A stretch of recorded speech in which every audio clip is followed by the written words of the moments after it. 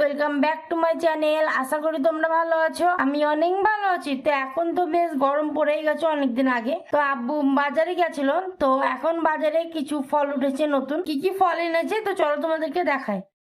তো প্রথমে দেখাই লিচু। আর এই লিচুগুলো না একটু টক মিষ্টি আছে।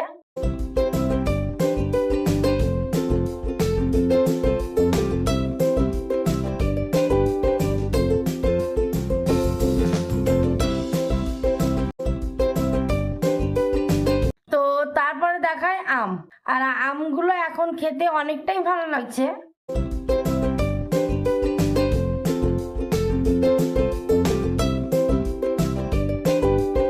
বাজার থেকে দই এনেছিল আর এনে আমাকে বললো যে লস্যি বানানোর জন্য, আর এনেছিল আমার জন্য কেক।